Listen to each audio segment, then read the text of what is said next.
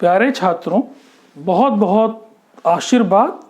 आने वाले एग्ज़ाम के लिए बहुत बहुत आपको शुभकामनाएं हैं। और इस वीडियो के क्रम में जो वीडियो चल रही है उसी में एक क्वांटम नंबर का आज पार्ट 2 मैं डिस्कस कर रहा हूं। पार्ट 2 इसलिए कि मैंने पहले दिन आपको क्वांटम नंबर है क्या, क्वांटम नंबर से क्या पता करते हैं और कितने प्रकार का क्वांटम नंबर है, ये मैंने ऑलरेडी आपको पढ़ाया। आप उस वीडियो को भी जरूर देखिए। आज मैं आपको उससे आगे जो प्रिंसिपल क्वांटम नंबर और एजीम्यूथल क्वांटम नंबर को डिटेल मैंने बताया है आपको, साथ में ऑर्बिटल की एनर्जी के कंपैरिजन का डिस्कशन भी पिछली वीडियो में मैंने किया है, उसे आप देखें। उसके लिए जो दो क्वांटम नंबर की आवश्यकता थी, प्रिंसिपल और एजीम्यूथल, उन दोनों के बारे में मैंने आपको समझाया। आज मैं आपको मैग्नेटिक क्वांटम नंबर को थोड़ा डिटेल में आज आपको बताऊंगा। पहले लेक्चर में भी थोड़ा बताया इंट्रोडक्टरी, लेकिन आज मैं इसको डिटेल में आपको बता रहा हूं कि मैग्नेटिक क्वांटम नंबर से आपको क्या पता चलता है। ओरिएंटेशन। ओरिएंटेशन का मतलब कि इलेक्ट्रॉन डेंसिटी कहाँ है। जैसे जब p ऑर्बिटल है, एक उदाहरण के रूप में, तो p ऑर्बिटल px भी है, py भी है, pz भी है, और तीनों का अर्थ मैंने आपको बता रखा है। px का मतलब कि सारी इलेक्ट्रॉन डेंसिटी x एक्सिस पे है, y एक्सिस पे और z एक्सिस पे कोई इलेक्ट्रॉन नहीं है। इसी तरह से py का मतलब कि सारी इलेक्ट्रॉन डेंसिटी y एक्सिस पे है, x और z पर कोई इलेक्ट्रॉन नहीं है ऑलमोस्ट। और pz जब हम कहते हैं तो सारा इलेक्ट्रॉन z डायरेक्शन में है। नो डाउट शेप उसका डम्बल शेप में, ये भी मैं आपको बता चुका हूं, सिंगल डम्बल। अब क्वेश्चन है कि मैग्नेटिक क्वांटम नंबर में न्यूमेरिकल प्रॉब्लम्स में कैसे हम लोग आगे बढ़ेंगे, जो क्वेश्चंस आते हैं। पहली चीज कि मैग्नेटिक क्वांटम नंबर को हम लोग किससे डिनोट करते हैं, स्मॉल एम से, पहले डिस्कस हो चुका है। एम की वैल्यू कहां से कहां तक होगी, हो सकती है -L2 लेके +L तक, जहां पे L क्या है, एजीम्यूथल क्वांटम नंबर है आपका। जैसे कि अगर L = 0 है तो m की केवल एक ही वैल्यू होगी, दैट इज 0, क्योंकि -0 + 0 नहीं होता है, दैट इज 0। लेकिन L = अगर 1 है तो m की वैल्यू होंगी -1 to +1। What is the meaning of that, -1 0 and +1। L = अगर 2 है तो m = -2 -1 0 +1 +2। इसी तरह से L = 3 है तो आपको टोटल कितने मैग्नेटिक क्वांटम नंबर मिलेंगे, ये भी डिस्कस हो चुका है। 2L + 1 मीन्स कि अगर 2 है तो यहाँ पे 5 आपको वैल्यूज मिल रही हैं, 1 है तो 3 वैल्यूज मिल रही हैं। तो निश्चित रूप से अब मैं इसको थोड़ा आगे बढ़ाता हूं कि कैसे हम लोग इसको न्यूमेरिकल प्रॉब्लम जो आती हैं उनमें कैसे हम लोग इसको सॉल्व करेंगे। सपोज कि आपको एक न्यूमेरिकल के थ्रू मैं आपके साथ डिस्कस कर रहा हूं। मान लीजिए आपसे कहता है कि 2p1 के लिए, 2p1 है, कहता 2p1 के लिए क्वेश्चन है आपके लिए कि 2p1 के लिए आप प्रिंसिपल क्वांटम नंबर क्या होगा, एजीम्यूथल क्वांटम नंबर क्या होगा और मैग्नेटिक क्वांटम नंबर क्या होगा, आप बताइए। तो कैसे आप प्रोसीड करेंगे, आपको मैं बता चुका हूं कि ऑर्बिटल के बगल में जो डिजिट दी होगी 1 2 3 4, ये आपको क्या शो करेगा, प्रिंसिपल क्वांटम नंबर, जिसको हम स्मॉल n से दिखाते हैं। मीन्स कि इस क्वेश्चन में n = क्या आएगा, 2। फिर L से क्या पता चलते हैं हम लोग, जो सब एनर्जी लेवल है, जो SPDF है, उसका ज्ञान हम इस L से पता करते हैं। L = 0 है तो s ऑर्बिटल है, 1 है तो p ऑर्बिटल है, 2 है तो d ऑर्बिटल है, 3 है तो वो f ऑर्बिटल और fe ऑर्बिटल तक आपको जानना है। तो यहाँ पर n = 2 है, नो डाउट। p के लिए चाहे वो p1 हो, p2 हो, p3 हो, p4 हो, p5 हो, p6 हो, अब ऐसा नहीं कि p7 हो, p8 हो, p9 हो लगे करने आप, क्योंकि p मैक्सिमम कहाँ तक जाएगा, 6 तक, d कहाँ तक जाएगा, 10 तक, और f कहाँ तक मैक्सिमम जाएगा, 14 तक। ये आप जानते हैं, s कहाँ तक जाएगा, 2 तक। तो P1 के लिए जो L की वैल्यू है वो 1 है, ठीक है। P2 होता तो भी वही होता। अब सवाल है EM की वैल्यू क्या होगी, and that is interesting here, जो मैं आपको समझाना चाह रहा हूँ। EM की वैल्यू आप L इक्वल टू 1 के लिए EM की वैल्यू हो सकती है -1, 0 और +1। अब आप इसको हुंड्स रूल को भी अप्लाई यहाँ करिएगा। ये आपको Px है, Py है, Pz है। पहला इलेक्ट्रॉन जो है वो कहाँ जाएगा, यहाँ जाएगा। P1 मीन्स पहला इलेक्ट्रॉन, तो यहाँ पे -1 है, यहाँ 0 है, यहाँ +1 है। तब आप कह सकते हैं कि इस क्वेश्चन में m की वैल्यू जो है वो कितनी आएगी, -1। This is the answer, this is the answer. अगर यहीं पर मैं इसको P2 कर दूं तो N और L ये दोनों तो वही रह जाएंगे, क्योंकि P के लिए चाहे 1 हो, 2 हो, 3 हो, कोई हो, P देखते ही आप जान जाएंगे कि L की वैल्यू 1 है। लेकिन M की वैल्यू बदल रही है। देखिए, आप जानते हैं हुंड्स रूल में कि एक एक इलेक्ट्रॉन सारे ऑर्बिटल्स में जब पहुंच जाएगा देन पेयरिंग स्टार्ट, उसके पहले पेयरिंग नहीं स्टार्ट होगी। तब दूसरा इलेक्ट्रॉन कहाँ जाएगा, यहाँ जाएगा। तब इस क्वेश्चन में M की वैल्यू अब कितनी हो जाएगी, M की वैल्यू दिखाई पड़ रहा है आपको, 0 हो जाएगी।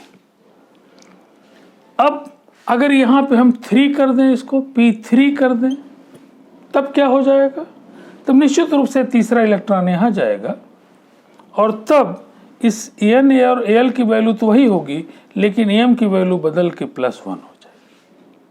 अब चौथा इलेक्ट्रॉन नो डाउट पेयरिंग शुरू होगी। चौथा इलेक्ट्रॉन यहाँ आएगा, पांचवा यहाँ आएगा और छठा यहाँ आएगा। तब आप देख सकते हैं कि अगर P4 है, P4 का मतलब कभी कंफ्यूज मत करिए, P4 का मतलब चारों इलेक्ट्रॉन न्यूमेरिकल में नहीं। P4 means fourth electron, P3 means तीसरा इलेक्ट्रॉन, P2 मीन्स दूसरा इलेक्ट्रॉन वो पूछ रहा है। तो P4 में जो आप देख रहे हैं कि जो M की वैल्यू होगी वो क्या होगी, फिर से -1 हो जाएगी। P5 के लिए क्या हो जाएगी, P5 के लिए 0 हो जाएगी। और P6 के लिए क्या हो जाएगी, अगर P6 है तो आप देख रहे हैं छठा इलेक्ट्रॉन फिर यहाँ आया है, तो फिर यहाँ वैल्यू कितनी हो जाएगी, 1 हो जाएगी, +1 हो जाएगी।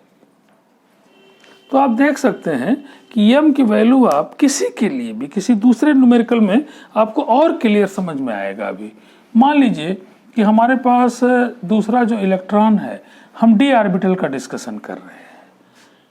मान लीजिए हम कहते हैं कि 3d4 के लिए N, L और M की वैल्यू निकालिए, क्या होगी, क्या होगा आंसर आप देख सकते हैं। N की वैल्यू क्या होगी, इस ऑर्बिटल के पहले जो लिखा है वो N है, बहुत ही आसान है, 3 है। L की वैल्यू जो है इससे कोई मतलब नहीं है।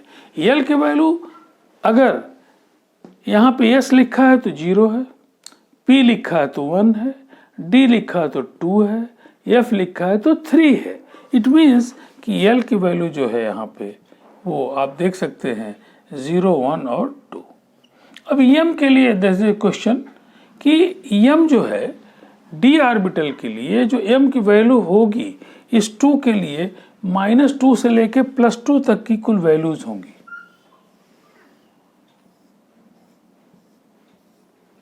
अब आप देखिए -2, -1, 0, +1 और +2। अब चौथा इलेक्ट्रॉन आपका है तो हुंड रूल से पहला इलेक्ट्रॉन, ये दूसरा है, ये तीसरा है, ये चौथा है और ये पांचवा है। आपको चौथे इलेक्ट्रॉन की ज़रूरत है, तो चौथे इलेक्ट्रॉन के लिए M की वैल्यू क्या हो जाएगी, आप देख के बता सकते हैं, +1 हो जाएगी। This is the answer. अगर आपसे पूछता है अगले क्वेश्चन में कि सपोज कि हमको 3d9 की वैल्यू बताइए क्या होगी M की वैल्यू, तो N और L तो वही रहेंगे। अब 9 के लिए आप देखिए, एक इलेक्ट्रॉन 2, 3, 4 और 5, ये 6, ये 7, ये 8, ये 9 और ये 10 इलेक्ट्रॉन है। इसका मतलब कि 9वें इलेक्ट्रॉन के लिए जो वैल्यू होगी वो क्या होगी, +1 ही होगी। अगर आपसे 10वें इलेक्ट्रॉन की वैल्यू पूछता है तो 5वें और 10वें की सेम होगी, +2 होगी। अगर आप देख किसी का जिसका चाहे उसका आप देख सकते हैं कि सपोज आपको यहाँ पे 10वें इलेक्ट्रॉन की वैल्यू चाहिए तो ठीक है, 10वां इलेक्ट्रॉन यहाँ आया है तो क्या हो जाएगा, ये +2 हो जाएगा। इसका मतलब कि आप आसानी से m की वैल्यू क्या कर सकते हैं, न्यूमेरिकल में कैलकुलेट कर सकते हैं। That is not difficult, it is very easy. जैसे आपने d के लिए किया है ऐसे आप f के लिए कर सकते हैं, तो इसमें कहीं कोई प्रॉब्लम नहीं। इस तरह के छोटी मोटी प्रॉब्लम इंटरमीडिएट में आती है, राइट। अब सवाल है कि s की वैल्यू क्या होगी। मैंने आपको पहले ही बताया है कि s की वैल्यू हर एक ऑर्बिटल में 2 इलेक्ट्रॉन है, तो एक के लिए +½ है और एक के लिए -½ है। लेकिन किसके लिए फर्स्ट +½ है, किसके लिए -½ है, इट इज नॉट डिसाइडेड। अब मैं आपके साथ दूसरी चीज इसी वीडियो में डिस्कस करूंगा कि जब आपको क्वांटम नंबर का ज्ञान हो गया है तब इसी में एक प्रिंसिपल है, उसको बोलते हैं, हम लोगों ने एटॉमिक स्ट्रक्चर में कॉन्फ़िगरेशन में एक तो आउबाउ प्रिंसिपल पढ़ा है, दूसरा हुंड्स रूल पढ़ा है, तीसरा है पॉलीज एक्सक्लूजन प्रिंसिपल, जिसको हम हिंदी में पाली के अपवर्जन का सिद्धांत कहते हैं। यह सिद्धांत यही कहता है कि किन्हीं भी 2 इलेक्ट्रॉनों के लिए चारों क्वांटम संख्या कभी समान नहीं हो सकती। इसीलिए तुम कहते हैं कि क्वांटम नंबर जो है वो क्या है, एड्रेस ऑफ इलेक्ट्रॉन है। कोई भी 2 आदमी ऐसे नहीं हो सकते हैं जिनका एड्रेस सेम हो जाए। क्यों सेम हो जाएगा, then you cannot identify. 2 आदमी है, राम कुमार, ठीक है, दोनों राम कुमार हो सकते हैं। पिता श्याम कुमार, ठीक है, श्याम कुमार भी हो सकते हैं। लेकिन ऐसा नहीं हो सकता कि दोनों राम कुमार हों, दोनों के पिता श्याम कुमार हों, दोनों का मकान नंबर 13 हो और दोनों एक ही घर में, एक ही गांव में, एक ही दिशा में रहते होंगे, तो कभी भी they can not be identify. तब वो एड्रेस रह ही नहीं जाएगा। एड्रेस के लिए क्या कहा इन्होंने, यही कहा पाली ने कि पाली एक्सक्लूजन प्रिंसिपल में यही कहा गया कि किन्हीं भी 2 इलेक्ट्रॉनों की चारों क्वांटम संख्या कभी भी समान नहीं हो सकती।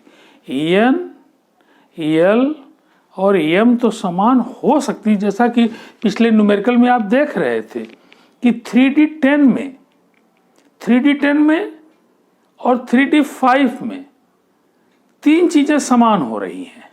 3d10 और 3d5 में आप देखें, जैसे अभी मैं दिखा रहा था 3d5 है और ये 3d10 है। इनमें जब आप देख रहे थे अभी कि ये -2, -1, 0, +1 और +2 है, तो आप देख रहे थे पहला इलेक्ट्रॉन ये है, दूसरा ये है, तीसरा ये है, चौथा ये, पांचवा ये है, छठा ये है, सातवां ये है, आठवां ये है, नौवां ये है, 10वां ये है। इसका मतलब कि 3d5 और 3d10 के लिए n की वैल्यू सेम है, l की वैल्यू भी सेम है और m की वैल्यू भी सेम है। +2 यहाँ पर m बराबर +2 आ रहा है, यहाँ भी m बराबर +2 आ रहा है। तो किन्हीं भी 2 इलेक्ट्रॉनों के लिए 3 क्वांटम संख्या तो सेम हो सकती है। कौन कौन, प्रिंसिपल, अज़ीमुथल और मैग्नेटिक सेम हो सकती है, परंतु चौथी क्वांटम संख्या कभी भी सेम नहीं होगी। 2 इलेक्ट्रॉनों के लिए अगर एक क्वांटम संख्या जो स्पिन है, एक के लिए अगर +½ है तो दूसरे के लिए निश्चित रूप से -½ है। इस +½ -½ का न्यूमेरिकल वैल्यू कोई यह मतलब नहीं। उसका मतलब जो है कि एक इलेक्ट्रॉन अगर क्लॉकवाइज घूमेगा तो निश्चित रूप से दूसरा इलेक्ट्रॉन एंटी क्लॉकवाइज घूमेगा। ये हम नहीं कह सकते कि कौन क्लॉकवाइज घूमेगा और कौन एंटी क्लॉकवाइज घूमेगा, ये नहीं कहा जा सकता। लेकिन ये तय है कि एक क्लॉकवाइज घूमेगा तो दूसरा एंटी क्लॉकवाइज ही घूमेगा। तो this is the Pauli's exclusion principle. I think it is clear. तब जब आपको ये पता चल गया, तब इसमें कुछ चीज़ें कॉन्फ़िगरेशन की मैं इसी वीडियो में जोड़ता हूँ। क्या आपको ये पता चल गया कि न्यूमेरिकल प्रॉब्लम में खास करके इलेक्ट्रॉनिक कॉन्फ़िगरेशन की जहाँ तक बात है, जो पिछले लेक्चर में डिस्कस भी हुआ है, उसमें क्या करता है, कई बार न्यूमेरिकल प्रॉब्लम में आपको चीज़ें पूछता है घुमा घुमा के। जैसे सपोज कि आपको उसने दे दिया कि नाइट्रोजन का या ऑक्सीजन का, सपोज कि आपको कह दिया कि ऑक्सीजन का आपको ऑलरेडी उसका जो कॉन्फ़िगरेशन है वो दे देगा कि 1s2 2s2 2p4 है, और आपको यहाँ पर अगर उसने ये कह दिया कि ये है,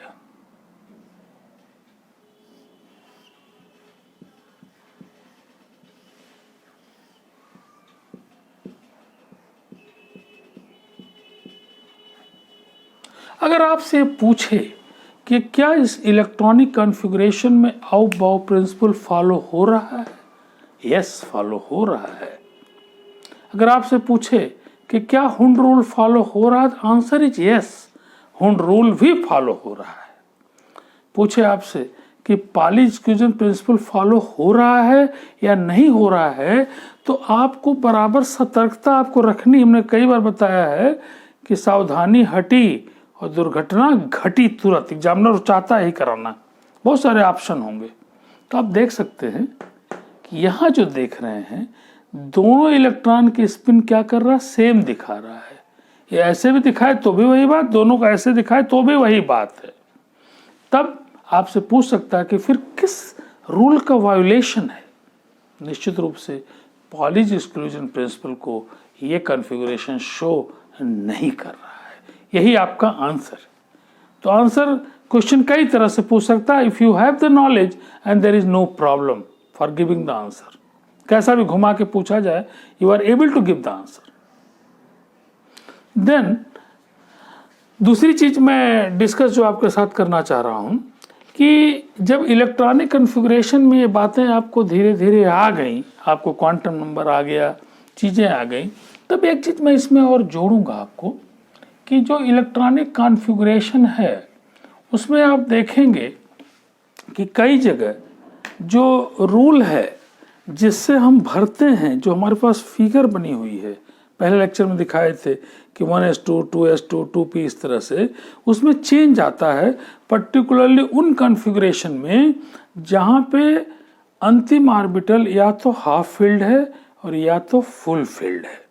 ये कहा जाता है, बराबर आपको बताया जाएगा कि हाफ फील्ड ऑर्बिटल और फुल फील्ड ऑर्बिटल की स्टेबिलिटी इनकम्प्लीट ऑर्बिटल से क्या होती है, ज़्यादा होती है। ये बताया जाता है। ऐसा जैसे एक एग्जाम्पल से मैं आपको शो करूं, जैसे क्रोमियम, ये बराबर पूछा ही जाता है, क्रोमियम 24 एंड कॉपर 29। इनमें अगर आप देखेंगे कॉन्फ़िगरेशन को तो 1s2 2s2 2p6 3s2 3p6 then 3d 4 and 4s2, this is the configuration. ये जो कॉन्फ़िगरेशन आप देख रहे हैं, ये अगर आप उस फिगर से बनाएं तो यही आपको आएगा, लेकिन ऐसा नहीं मिलता है। रियल कॉन्फ़िगरेशन जो आता है वो क्या आता हमारा है, वो हमारा आता है, ये 4s की एनर्जी कम है, 3d की ज़्यादा, पहले हमने डिस्कस किया था। तो ये आता आपका 4s1 और 3d5 आता है। यहाँ पर भी इसी तरह कॉपर 9 में जो लास्ट का कॉन्फ़िगरेशन है वो 4s1 आता है और ये 3d10 आता है। नियम से आप करेंगे तो यहाँ पे 4s2 और यहाँ 3d9 आएगा, लेकिन ऐसा नहीं है। ऐसा इसलिए कि जो हाफ फील्ड है लास्ट का कॉन्फ़िगरेशन या फुल फील्ड कॉन्फ़िगरेशन है, इसकी स्टेबिलिटी ज़्यादा होती है, लेकिन क्यों होती है ये भी पूछा जाता है। पहले हमारे ज़माने में तो नहीं पूछा जाता था इंटर में, लेकिन बाद के दिनों में सीबीएसई की बुकों में, यूपी बोर्ड बुकों में, सब में ट्रांसफ़र होता गया है नॉलेज। इसमें पूछा जाता है कि ऐसा आखिर क्यों ऐसा होता है। उसके लिए 2 रीजन है, वो भी मैं इसी वीडियो में आपके साथ डिस्कस कर रहा हूँ। अगर आप इसका कॉन्फ़िगरेशन देखें तो 4s1 ये आएगा, ये 4s1 और ये 3d5।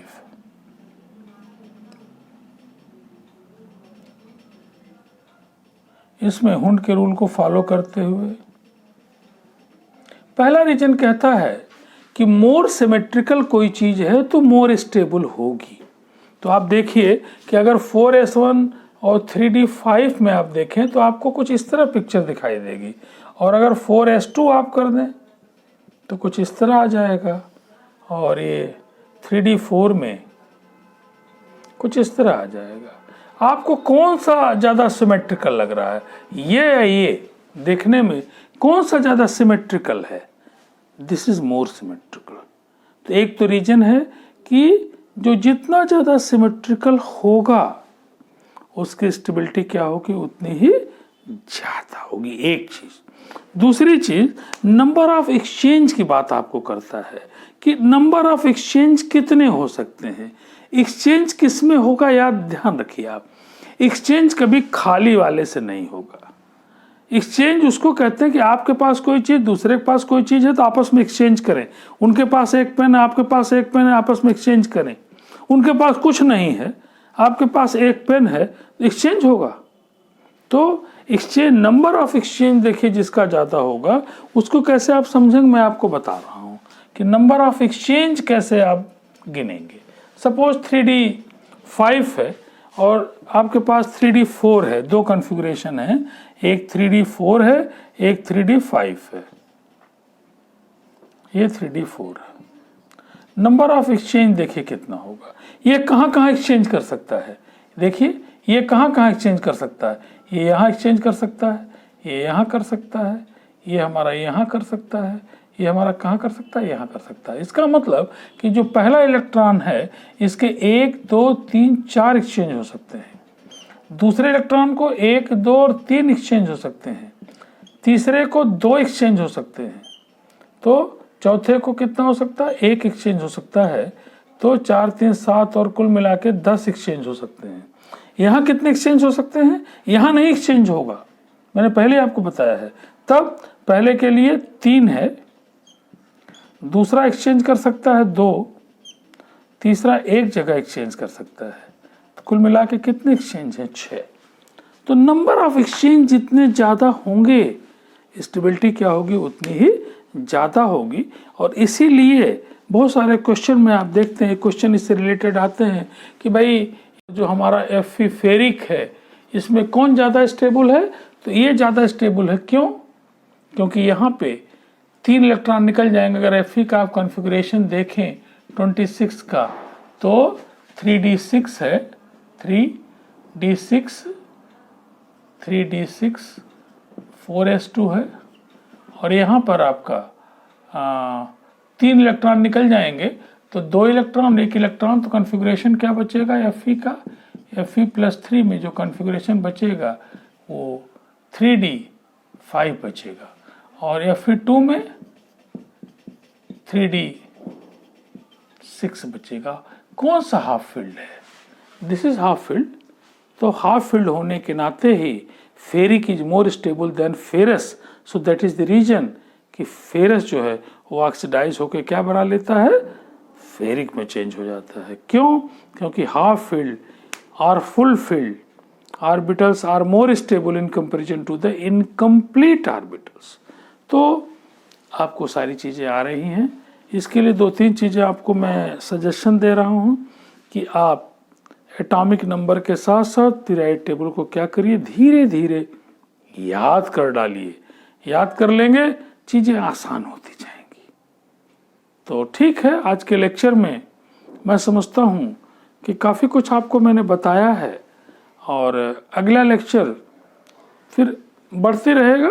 धीरे धीरे हम लोगों का कोर्स बढ़ता रहेगा, लेकिन आपको मैं ज़रूर 2 चीज़ें बताना चाहूँगा बीइंग ए टीचर, कि किसी वीडियो में अंत तक देखिए, पिछली वीडियो को ज़रूर देखिए। हाँ, जैसे कुछ दिन पहले एक पिक्चर आई थी, मुझे याद आ रहा है, मैं आपके साथ शेयर कर रहा हूँ। नाम उसका था कुछ महाबली या कुछ इस तरह से, बाहुबली या बाहुबली उसका नाम था। तो जब मुझे पिक्चर ले जाने के लिए मेरा बेटा बोला कि चलिए आपको बाहुबली दिखाते हैं सेकंड, उसके पहले उसने ज़बरदस्ती करके कहा कि नहीं बैठिए, और लैपटॉप में मुझे बाहुबली 1 उसने पहले दिखाया, तब मुझे समझ में आया पूरा। उसी तरह से आपको हर एक लेक्चर को समझने के लिए पीछे के लेक्चरों में जाना होगा, तभी आगे का लेक्चर आपको समझ में आएगा। आप लोगों से मेरी ये बिल्कुल गुजारिश है और मेरी इच्छा है कि आप पूरी वीडियो को तो देखें ही, पीछे की वीडियोस को भी देखें, तभी आप आगे समझ पाएंगे। और आने वाले 4-6 महीनों में आपको केमिस्ट्री तो निश्चित रूप से आ जाएगी, बाकी विषय के बारे में नहीं बता सकता आपको। Thank you.